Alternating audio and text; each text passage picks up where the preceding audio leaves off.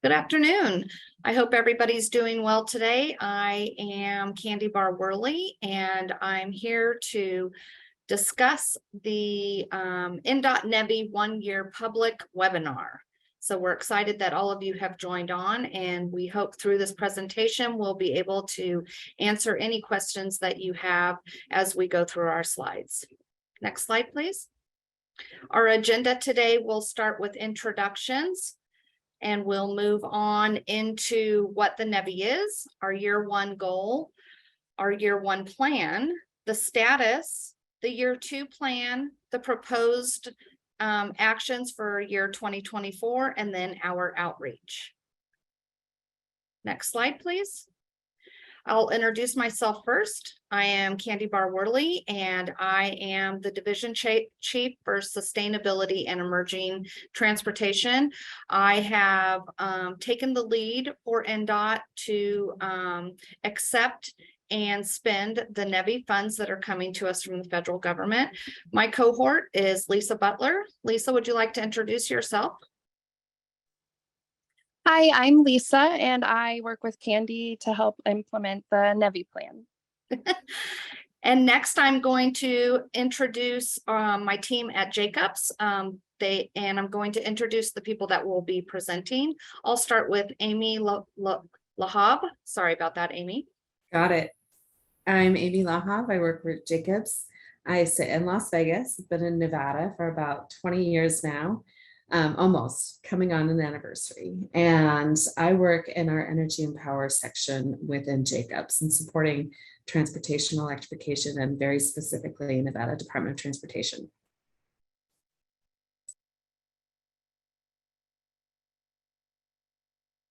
Okay, next will be Cameron. Hi, everyone. My name is Cameron Meyer. I'm also with Jacobs. I, on the NEVI plan, help support a lot of the data-driven prioritization and work to help select some of these sites. And that's kind of what I'm going to be talking about today. Debbie Bonet. Hi, my name is Debbie. I'm with Jacobs as well, handling the public outreach piece of the NEVI plan. And from our CAMUS team, I would like to introduce Adrienne Heller. Thanks.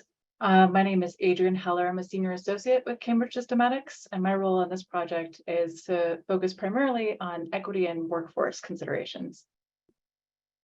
And did I leave anyone out? All right, great. Can we go to the next slide, please? So first, I'd like to talk to you folks about what NEVI is. So this is the National Electric Vehicle Infrastructure Formula program that was part of the bill that was passed, and there has been directed $7.5 billion nationally given to the states for EV charging specifically.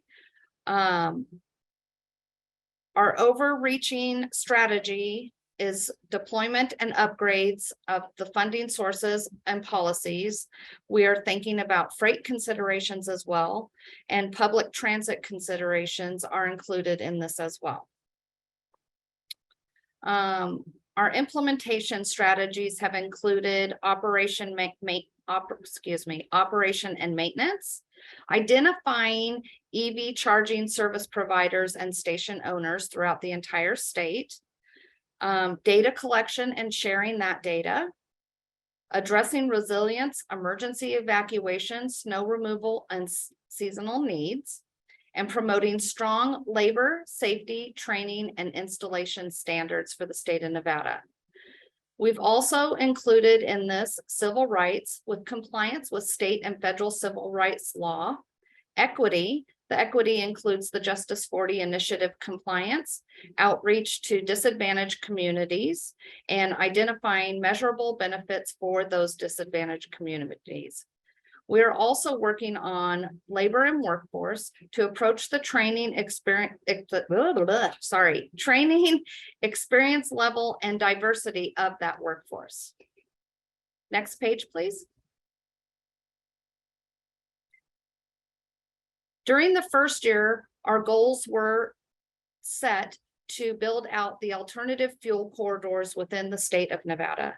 The alternative fuel corridors is a designation that is given through the FHWA, and it includes all of our interstates and all of our US highways statewide. Our goal for the first year was to build out the I-80 and the I-15 to make sure that we hit all of the requirements for EV charging, which included 600 kilowatts of power and 4 ports every 50 miles on both of those corridors. We've been working hard to get to that, to hit that target, and we were able to find that we only needed to add a few stations or upgrade some stations to meet that goal. Next page, please.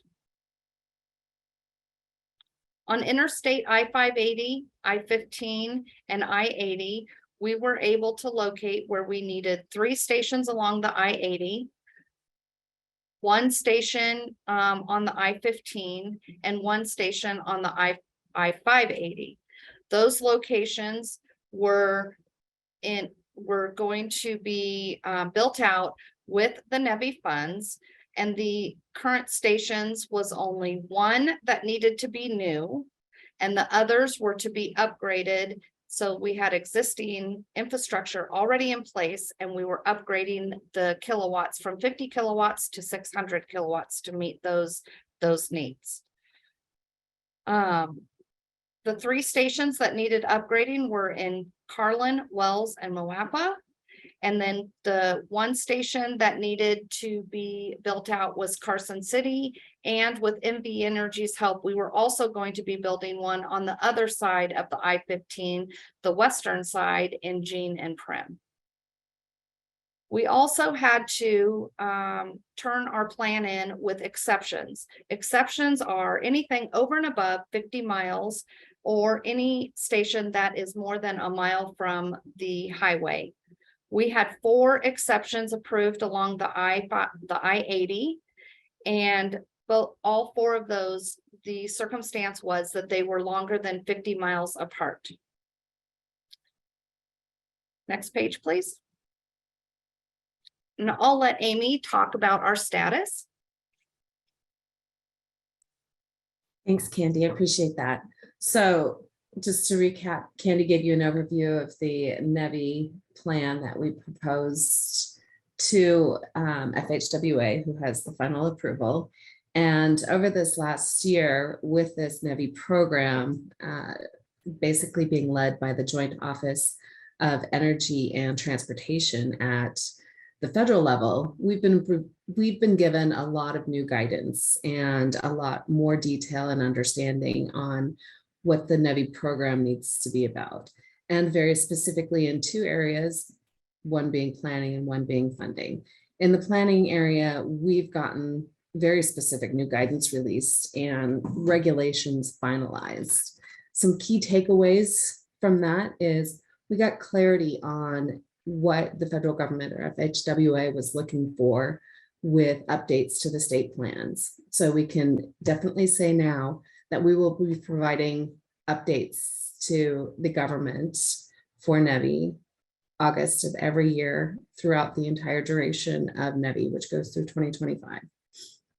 And we got a lot of clarification on project and funding eligibilities. So for instance, we're looking at upgrading existing facilities in rural communities. So what kind of upgrades can we make? What does the cost match look like? Can we bifurcate some of the sites? Some real detailed questions that we had that really go to being able to have eligible sites that we got a lot of clarity on. And then for funding, like we've said, we were very pleased to get approval from FHWA and the Joint Office in September of 2022 of the first NEVI plan that NDOT put together. And that authorized us to go ahead. It authorized NDOT to go ahead and use their fiscal year 2022 and 2023 funding. And now we are in the process of finalizing what turns out to be the fiscal year 2024 funding request, and we are updating the NEVI plan for that. We've put here on this presentation for you information on some additional resources that are available to all of the public, available to us in planning all of this and Nevada Department of Transportation, as well as anybody interested in learning more about NEVI. And this will be available later. Next slide, please.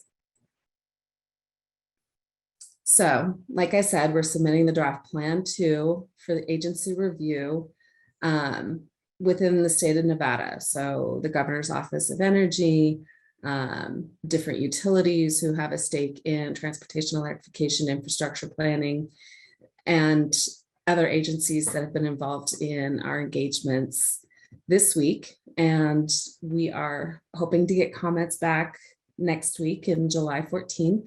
And then, like I said, we have a final plan due to FHWA August 1, 2023. And we wanted to share with you some information on this next plan, and very specifically how we've gone about looking at different sites for this next tranche of site selection. And I'm going to turn this over to Cameron, who is going to show what we've done here. Great. Thanks, Amy. So just to kind of reiterate, my name's Cameron Meyer. I'm with Jacobs, and as a part of our year 2 plan, we did a lot of work that was data driven in order to help prioritize between different sites. And this data-driven process can be a little complex to understand when it's just verbalized or it's written down. And so in order to help kind of promote transparency with our process and how we're planning to spend these funds, we have created a story map. And this story map is available to everyone online, and the link will be shared with this PowerPoint as well. And so what this PowerPoint is, it actually visually kind of describes or displays all the data we use, as well as kind of talks about our process. So what you're seeing is just kind of like the title page.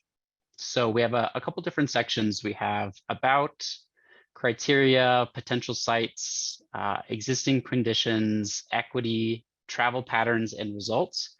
I'll try and scroll through this a little bit slower, that way I don't make people sick. But the first section about is really just kind of talking about what is the NEVI program, why are we doing what we're doing.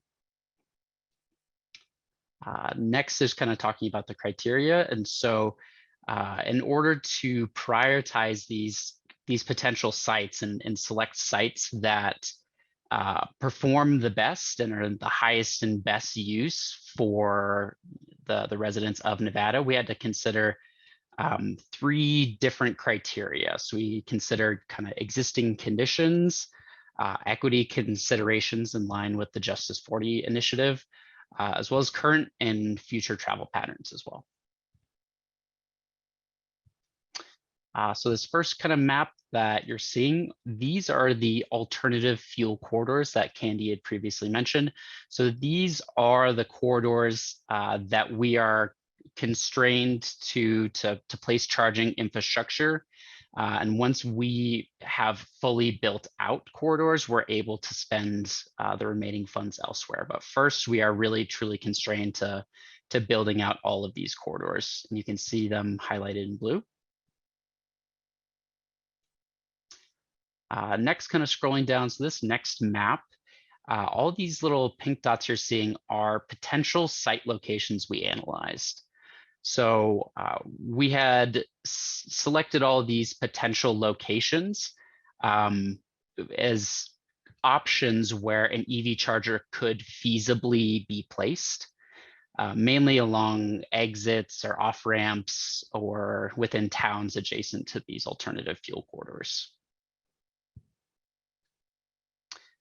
All right, so for all of these potential locations along the corridor, we collected and analyzed the next kind of set series of data. So commercial density, this criteria is looking at what potential amenities are located near these station locations. So hotels, restaurants, pharmacies, other locations where it would be desirable for you to, maybe walk over and check something out or get a drink while your car is charging.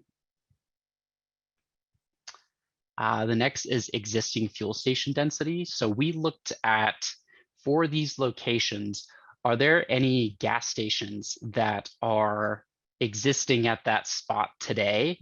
Idea being, if there's an existing gas station that's already there and is in business, that location might also support an EV charger as well. The next is existing alternative fuel sites. So we look to see where these potential sites are. Is there existing charging stations nearby to try and see if there's a station where there's not really any other charging level 1, 2, or 3 nearby, that would be a gap in our network, and sites that have larger gaps would score better. So trying to fill in those and build a more reliable network. Next is connectivity. So looking at locations where we have the intersections of highways, because if you place a charger at the intersection of 2 highways, that charger is able to actually serve both corridors in both directions. So more bang for your buck.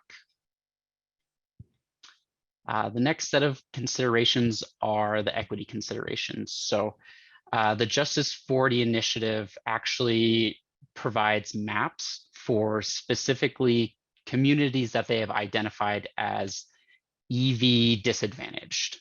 And so as a part of our analyses, stations that are located in one of these identified areas received higher weight or more points in the scoring.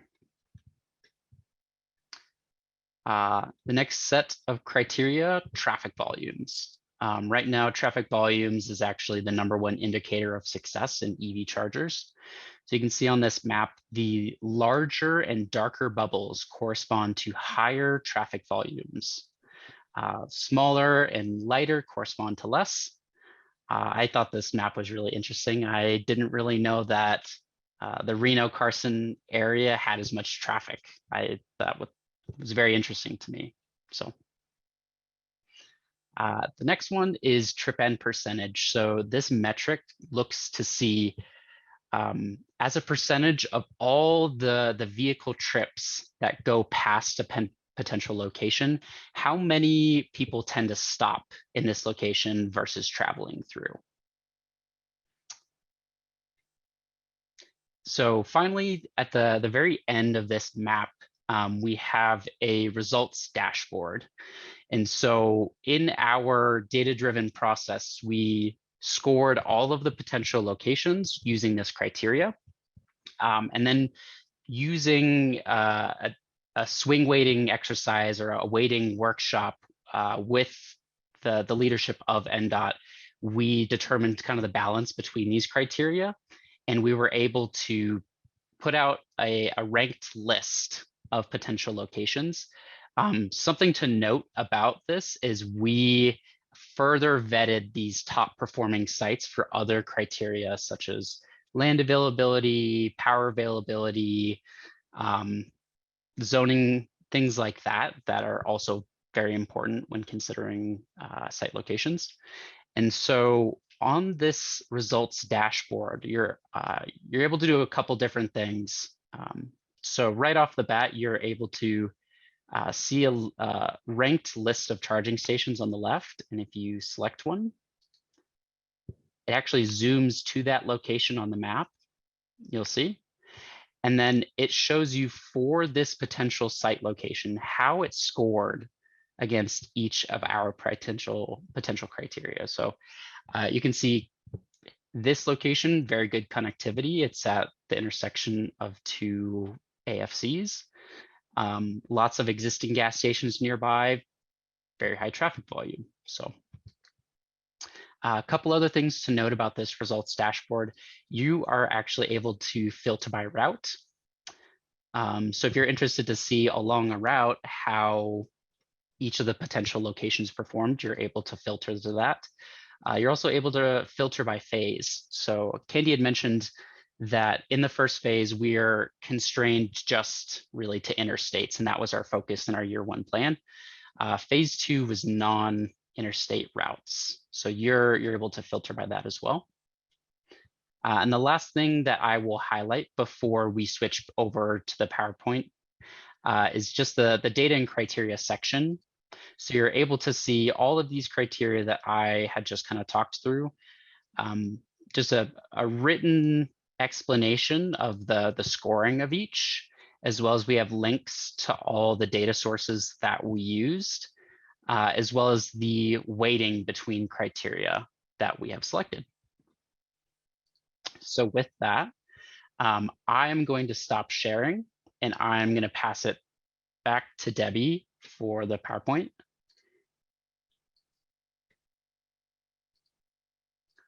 All right, and then I believe that this is Amy's slide to talk about some of our other planned actions for 2024. Actually, it's mine, but that's okay. Oh, I lied. Candy. Candy. I was trying to cut you off before you said anything, but that's okay. My screen just went away. There we go. So our proposed actions for 2024 are focused around our collaboration with our stakeholders and all of our cities, counties, and government offices. We have worked very closely with NV Energy. Many of you are aware that NV Energy also has a focus to be putting in EV infrastructure throughout our state in their territory.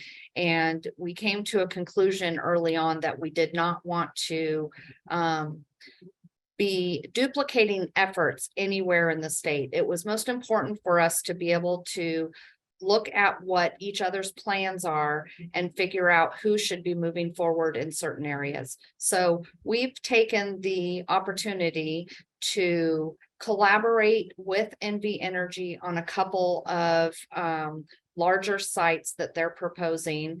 And we've been able to use a little bit of NEVI funds to get those stations in the pre-construction stage where we're looking for contracting and finding locations for them to actually be placed, but allowing them to spend their money as well. And by doing that, we're able to extend the NEVI funds out farther because we're not putting a full 80% into a certain location, and them too are able to extend their funds out farther because they're getting just a little bit of the NEVI funds.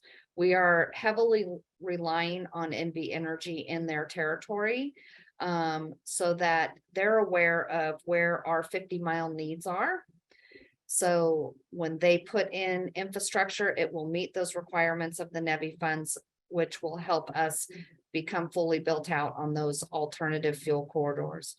We're also working with our rural providers in letting them know where we believe stations are going to be needed in not precise locations, but in general locations, so that they can guarantee us that the availability of the energy will be somewhere within that area so that we can continue to build out the smaller rural routes as well.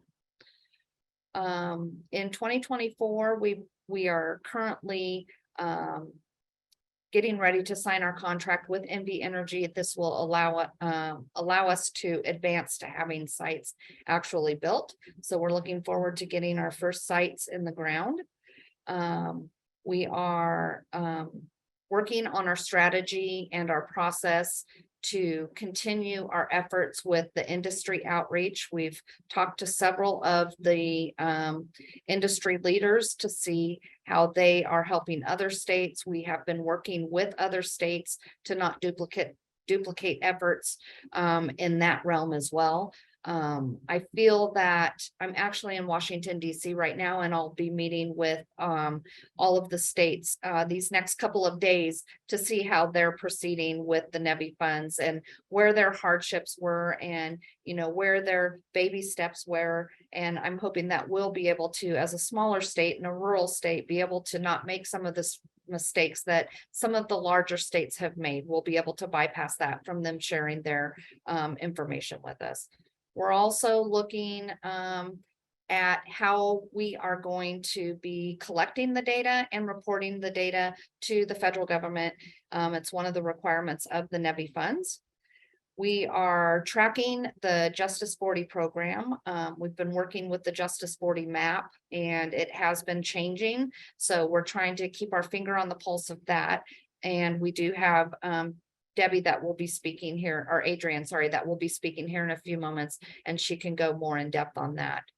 And we also are in the process of putting together our funding reporting. So once we spend the money, we have to report it to the government, and they have to verify that we spent it correctly. So we're putting all of those pieces together. And while we're halfway through 2024, we definitely can feel the push coming and know that we will be making large strides the second half of the year.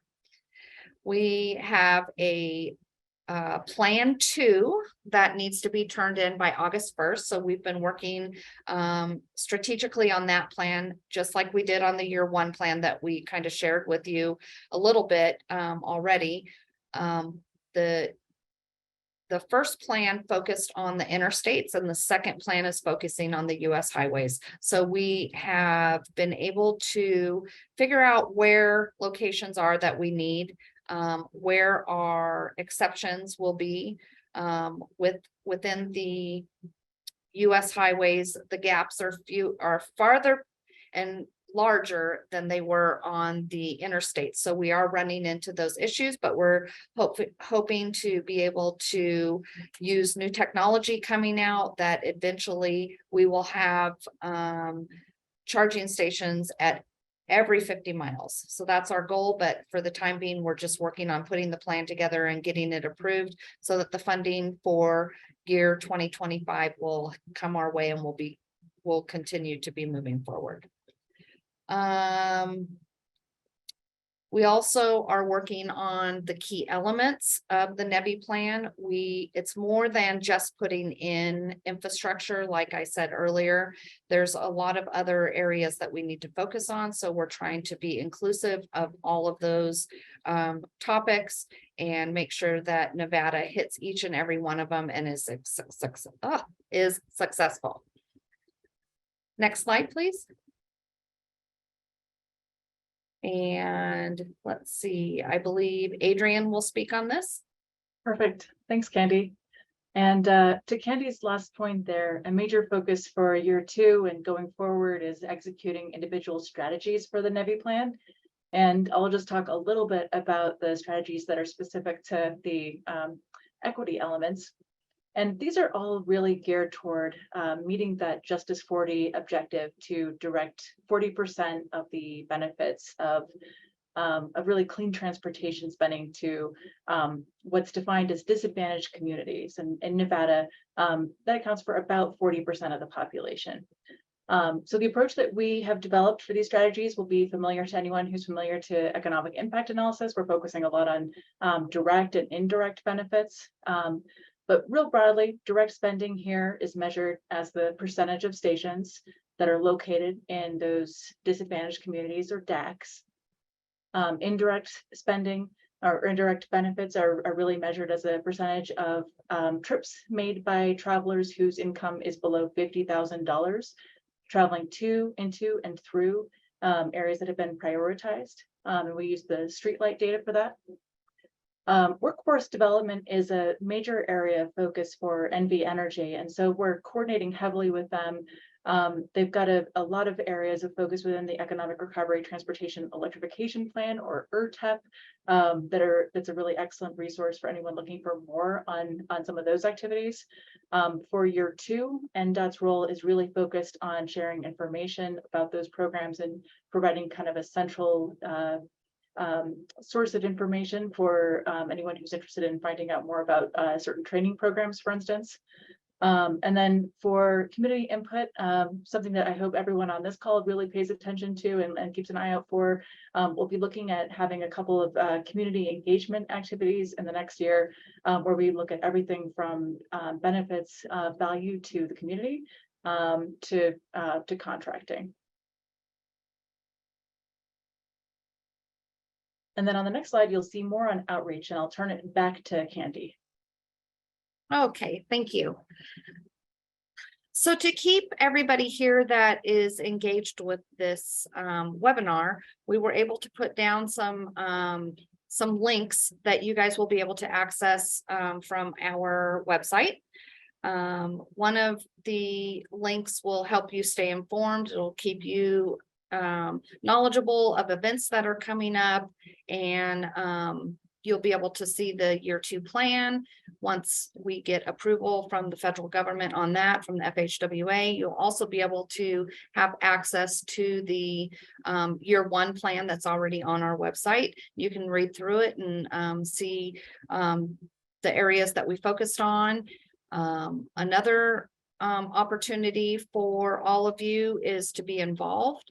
There is a link right here to NV Energy, and this is a map that allows you to go on and access and look at where proposed charging stations are going to be. But most importantly, it allows you to go on there and pinpoint where you think a good opportunity for, thank you, Debbie, a good opportunity for proposed stations. So if you live in an area that you think, oh, this would be a great place for a station, you can pinpoint it on their map, and they're following that map. So that would be very helpful for us to know what individuals like yourselves are looking at and where you think it's important to have charging. Our direct email address is evnevada@dot.nv.gov. That is one of Lisa's main responsibilities, is to check that check that email inbox every day and answer questions that come through. We are very happy to answer any questions that you would have for us, or any ideas that you have. Please share them with us as well. And next page.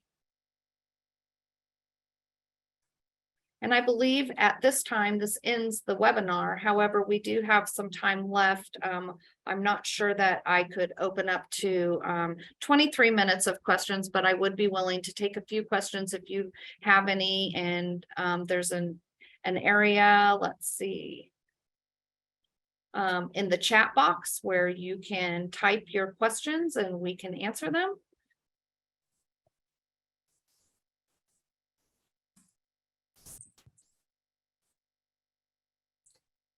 If I may, Candy, really quickly. Sure. Just as a general perspective, what are you looking forward to most, or what comes to mind? Probably not most, but what comes to mind for you and NDOT for this coming year on NEVI and our next phase of planning and implementation? Oh, actually getting infrastructure in the ground. That is really important to us. And I feel like a year has gone by and we don't have any infrastructure in the ground yet. However, we have had our hands tied a little bit. We have been waiting for, once the plan was released, all the states read through it. We were all excited about it. And then all of a sudden we had all these questions. So we went back to the FHWA with our questions, and I believe they had 302 questions that they had to answer. They finally were able to come back to us just about 6 weeks ago with answers to all those questions.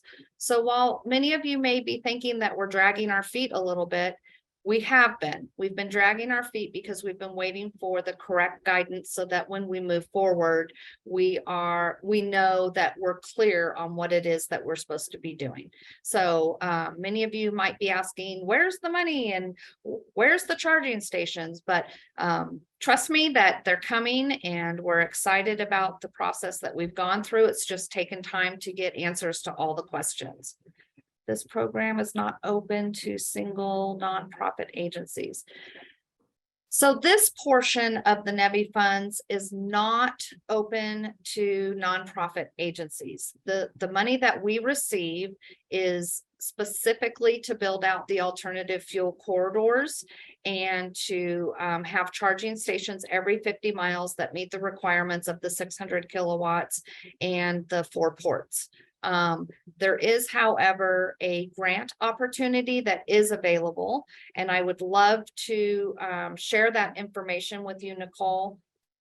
And I am writing down your information, and I am going to send out that. Oh, thank you. Thank you. They just recently closed the first year of the grant funding. However, it will be coming around the next 4 years, but at least you can look at what the opportunity was and know that it will open again next year around the same time. So if you want to mark that on your calendar, and Nicole, I'm going to go ahead and send that out to you as soon as we're done here. And I will just reiterate that those grant funding opportunities are also identified on NDOT's website that covers alternative fueling infrastructure and NEVI. Thank you. We also work with the Governor's Office of Energy here in Nevada, and they have a lot of funds that come their way as well. So I will share my contacts address with you, Nicole, and share that so that you can reach out to them and see what opportunities they have as well.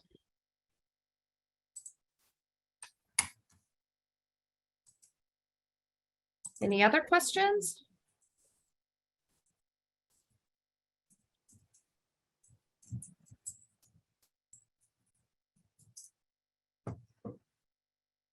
Candy, I had a question come through. I think it was sent to me. Okay. It says the grants cover the infrastructure to put in the charging stations. What about the electricity to charge the vehicle? Ooh. Do you want me to take that one, Candy? Yeah, if you could, Amy. I certainly can. Yeah, so that's a really good question. The cost of electricity to actually fuel your vehicle will actually be paid for by the vehicle user.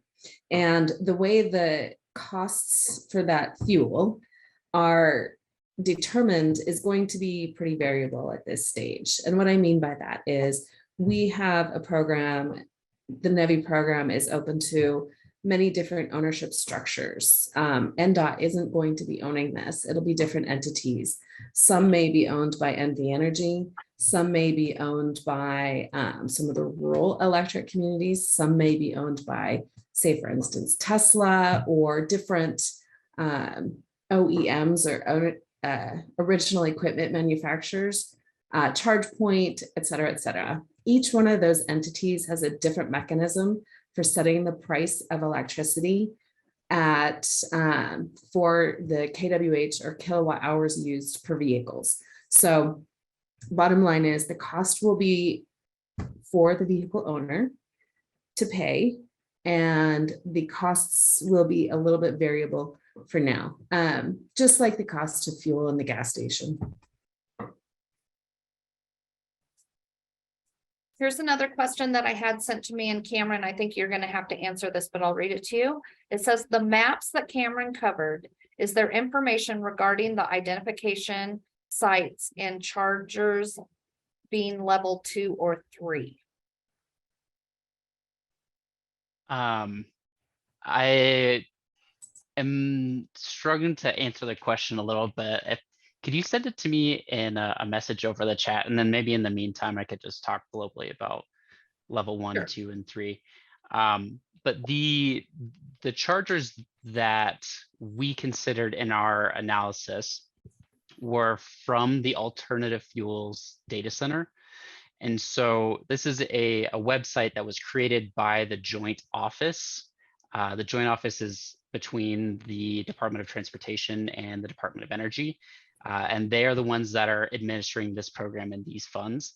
They have a website, the Alternative Fuels Data Center, where they list out all the existing chargers, so level 1, level 2, level 3. In our analysis, we considered specifically adjacent level 2 chargers because we were already kind of tracking the gaps between the level 3 chargers kind of separately in how we structured our analyses. And I think hopefully I did answer the question. Sorry, I'm much more of a visual person. Audio is kind of a little bit harder for me to comprehend. So. And then Okay. Rosalind had asked if the Justice 40 map that is used by NDOT is on the NDOT website. And yes, it is. It's part of the NEVI funds. It's in that area. Yes, you can find it there. So I had another one come in. It says, it sounds like these charging stations will be independently owned.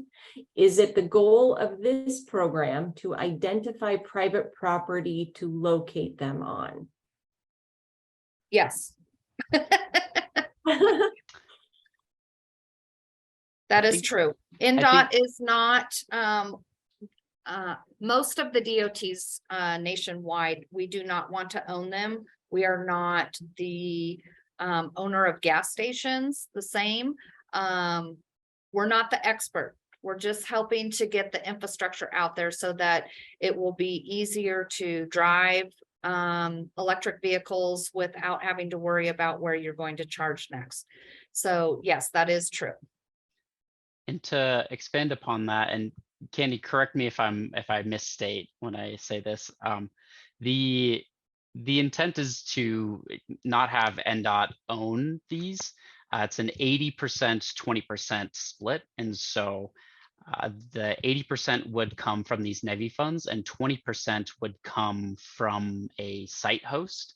And we are identifying locations in which we would like a charging station built. And I think the intent is for the locations we select to put out an RFP for people that would like to be site hosts and receive that 80% match and construct a charging station in the areas that we identify. That is true. And a lot of these particular locations, the business owners may not be, they might not have the funds to have the 20% match. However, they can work with an OEM that will actually own the station and pay that 20%. So if you have an area that you think might be a good location, you own property somewhere that you think might be a location, feel free to reach out to us and let us know. It's always helpful. I got a question. Will Buy America standards be required for utility equipment, transformers, and construction materials, as well as the chargers? So we've had an exception for 1 year. And other than that, we're being told that yes, the Buy America standards will be required. I will say very specifically to the Buy America, the industry as a whole, charging stations, transportation electrification is rapidly growing, and therefore Buy America will be much easier to comply with. And I have another question here, which is a great question. It says, why have the ChargePoint fast charging stations in Fallon, Hawthorne, and Beatty not been working? Depending on the town. Oh, it just went away. Sorry. Oh gosh. When I went down, it went away. Depending on the town, the fast charging stations have been down for, and I can't read the rest of the question. However, I know exactly where this is going. We've been working with ChargePoint to get these charging stations fixed. Those stations were put in with other funds from the Volkswagen funds, and I was part of that group as well. ChargePoint shows on their side that the stations are up and running, and then of course at the station it's not up and running. Something that we're working on with the NEVI funds, for these stations to be eligible for that 80% match, they have to be up and running 97% of the time. This has and is waiving off some of the OEMs that aren't able to provide the maintenance for the stations so that they will be up running 97% of the time. It is a concern for us because of past, but we're hoping that the cream of the crop is coming out and that the charging stations will be more reliable than some of the stations that are out in the middle of these areas now. We have been working with ChargePoint to get these stations up and running, and actually the one in Beatty is now what's the word that I want to use? The actual charging station that's sitting there is antiquated and can't get parts. So we're working with Valley Electric to get them a charging station so that they can swap that out, and hopefully that one will be up and running. As far as the Fallon and Hawthorne, I can't speak more on that. I just know that we've had issues, and I hope that answers your question. I apologize. I keep going back to the top for some reason. Andy, I just sent you another one I received in the chat. Okay. Another question, will electricity load capacity be evaluated? You want to read it out loud? So Yep, that, I'm sorry, or I'm I can reading it to myself. I'll read it while you think of the answer. How about that? That sounds great. Will electricity load / capacity be evaluated when looking at locations so that the power supply available to residential customers is not impacted in an effort to avoid brownout or electricity use restrictions? It will be minimal at first, but as we get closer to the Clean Cars Act implementation dates, we should see more demand. So I'm going to say yes to this. I know working with NV Energy, they're actually looking to expand on their capacity. So that will be very helpful. And we also, you know, because it sounds 38 million sounds like a lot to be putting into EV infrastructure. However, you can put a charging station on the southwest corner of an intersection and it only costs, you know, $150,000 to put it in. But if you go to the northeast corner, it's now $1 million because of where they have to pull the electric from. So we are trying our darndest to make sure that where we put these charging stations, we're putting them in the areas that will cost the least amount so that we can actually provide more infrastructure. I hope that answers your question.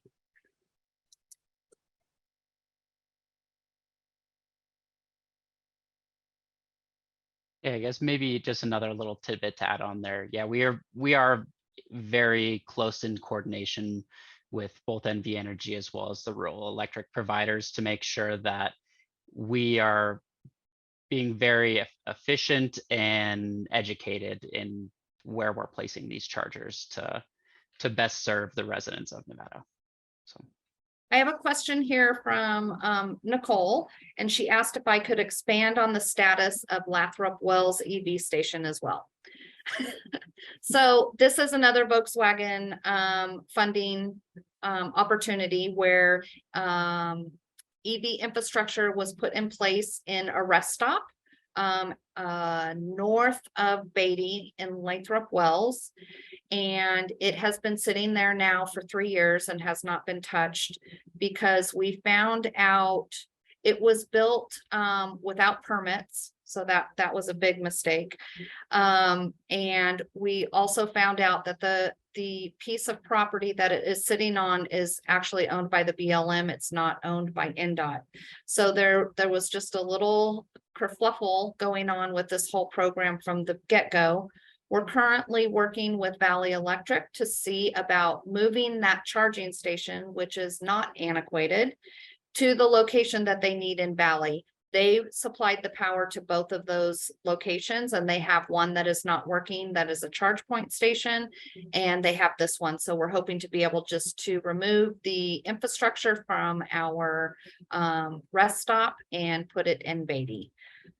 For those of you that don't know, rest stops are not allowed to have infrastructure that you charge for. So at first, the states joined together and thought, what a wonderful opportunity to put charging stations in rest stops.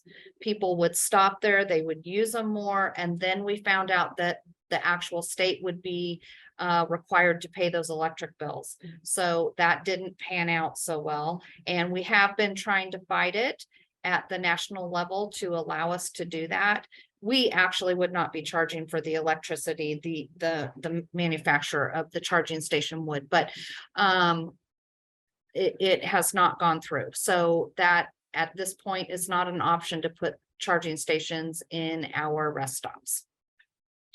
I hope that answered your question, Nicole, but we definitely can speak on that. And I'm thinking that's about it.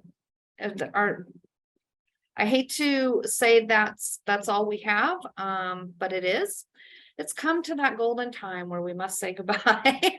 Anyways, my information, if you guys could go to the last page, please. This is my information, and all of you feel free to jot down my phone number and my email address. Reach out to me with any questions that you have, and I'll be more than happy to get them answered. We're hoping to do a few more of these webinars. So I'm hoping that the information we shared with you was helpful and that you enjoyed your time with us.